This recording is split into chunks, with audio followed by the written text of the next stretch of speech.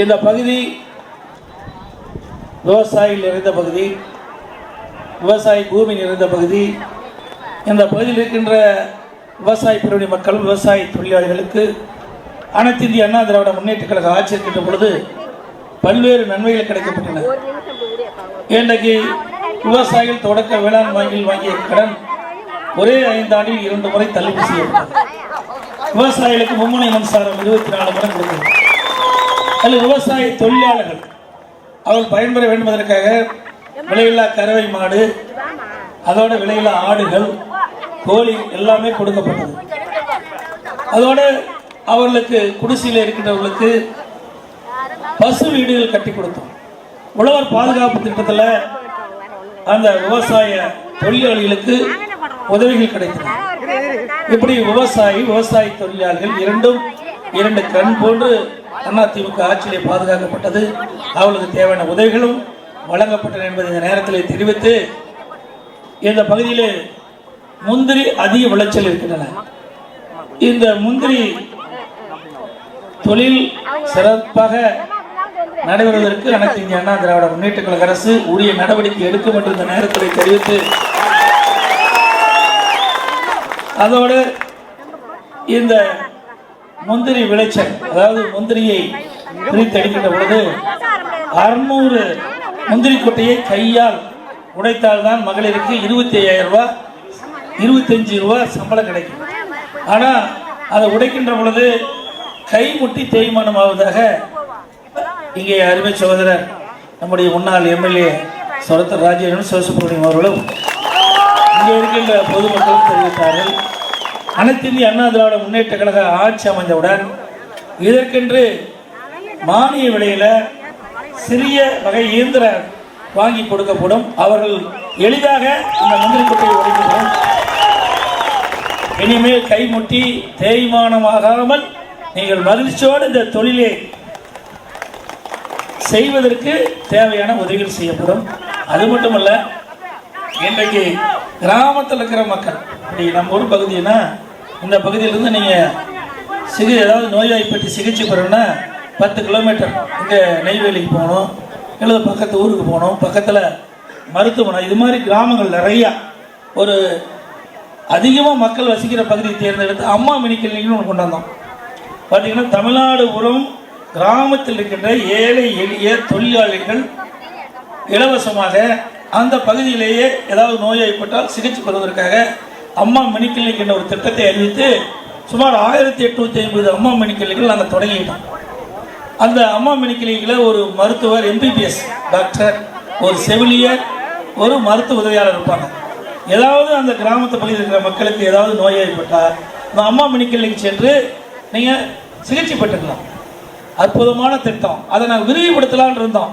அதுக்கு தேவையான கட்டடம்லாம் கட்டலான்ட்டு நாங்கள் முடிவு செஞ்சு வச்சிருக்கும் போது ஆட்சி மாற்றம் ஏற்பட்டு திமுக திரு ஸ்டாலின் முதலமைச்சரான பிறகு அந்த திட்டத்தையே கைவிட்டார்.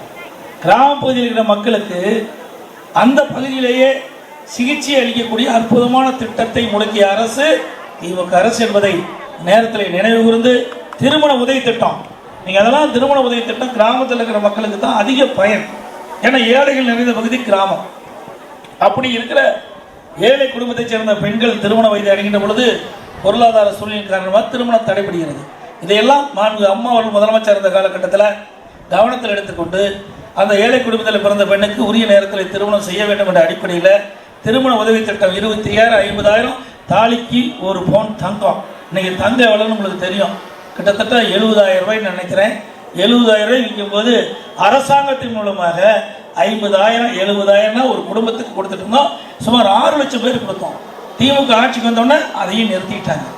அதே மாதிரி நம்முடைய குழந்தைகள் இன்னைக்கு பள்ளியில் படிக்குது, நல்ல அறிவுபூர்வமான கல்வி கிடைக்க வேணும். அப்படிப்பட்ட கல்வி கிடைக்க வேண்டும் என்றால் அதுக்கு தகுந்த வசதி செய்து கொடுக்கணும் நம்முடைய குழந்தைகளுக்கு. அதனால அம்மா இருக்கும்போது லேப்டாப் மடிக்கணினி வாங்கி கொடுத்தோம். ஒரு மடிக்கணினி 12,000 ரூபாய், ஆண்டு ஒன்றுக்கு 5 லட்சம் பேருக்கு வாங்கி கொடுத்தோம். இந்த ஆட்சி வந்த பிறகு ஏழைகள் வயிற்றை அடிப்பது மட்டுமல்ல, ஏழை மாணவனுடைய எதிர்காலத்தை பால்படுத்திய அரசாங்கம் திமுக அரசு. அதே ரத்து பண்ணிட்டாங்க. எந்த விதத்தில் எனக்கு சிறந்த கல்வி கிடைக்க வேண்டும் என்றுதான் அம்மா என்னை 52,36,000 கொடுத்தோம். 7300 கோடி இதற்காக அரசாங்கம் செலவழிச்சிருக்கலாம். இதே போல கிராம சூழ்ந்த பகுதி நம்முடைய குழந்தைகள் மருத்துவராக வேணும்.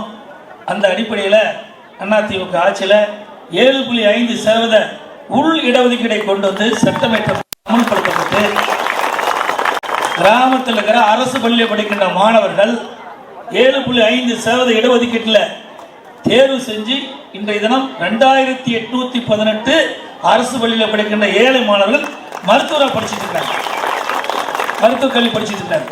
இந்த மருத்துவக் கல்வி படிக்கின்ற பொழுது அதுக்கு உண்டான ஃபீஸ் கட்டணம் கட்டணும், மருத்துவக் கல்வி கட்டணம்.